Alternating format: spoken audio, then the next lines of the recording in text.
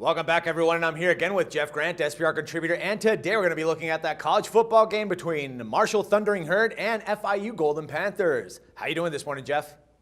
Doing fantastic, Dax. Couldn't be more excited to talk to you about this matchup. We have a team that just landed in the top 25, going on the road to face a program that's never beaten a ranked opponent, so a lot going in this matchup for our viewers. Yeah, man, and the Thundering Herd, they're actually playing some impressive football lately. I mean, they are the only team in the nation to actually score 40 points or more in every single game this season. But the big question here is, man, do you actually think that they'll be able to continue that streak this Saturday in Miami? Sure looks like it just from a statistical standpoint, Dax, because this is the only team in the country that's averaging over 266 yards in both passing and rushing per game. Also, the Thundering Herd picked up a convincing 48-10 victory as 32-point road favorites in the series a season ago with their star quarterback, a Heisman Trophy candidate, throwing 4 touchdowns in that affair. So I think the public's thinking that they're going to score over 40 points, but they're going against the top statistical defense in Conference USA on Saturday. All right, but even though we're in week 8 of college football season right now, and it will also be FIU's 8th consecutive game.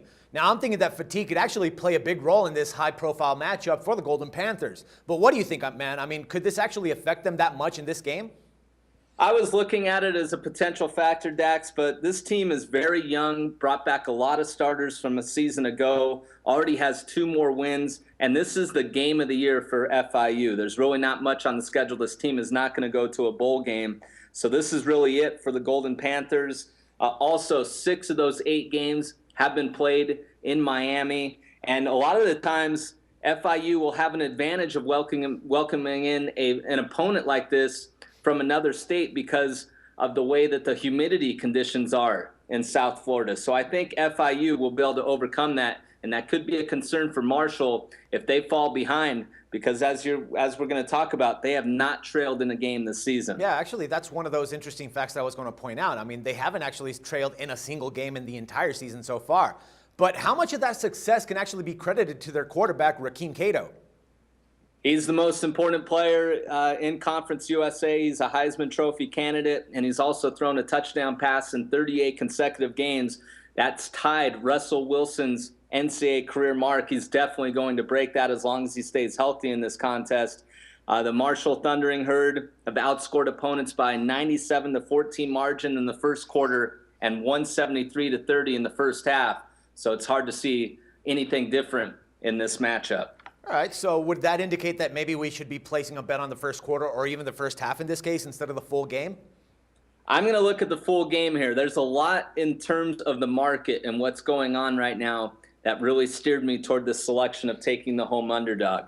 I'm going to explain it a little bit here. Right. This is a very difficult game to handicap. Obviously, Marshall has a premium placed on it, and just above that key number of 21 at 21.5. What's significant with that is basically every book has not moved off that 21.5 to this point. While when you look at the betting total has been coming out 2-3 days after the original straight bet line, and that number has fallen from 57.5 to as low as 56. Why is that significant?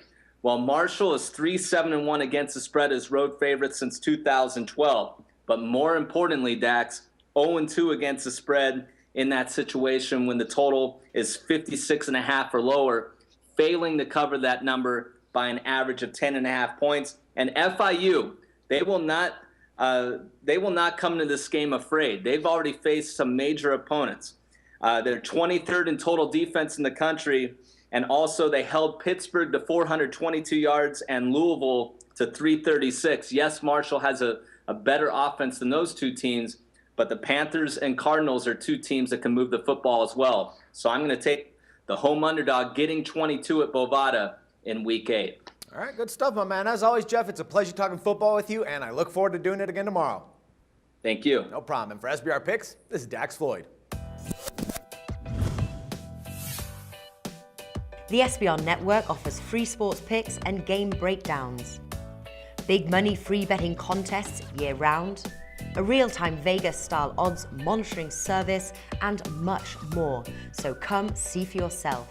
To stay updated on SBR news and promotions, follow us on Twitter, Facebook, and Google+, and do be sure to subscribe to the Sportsbook Review YouTube channel to catch all our daily sports shows.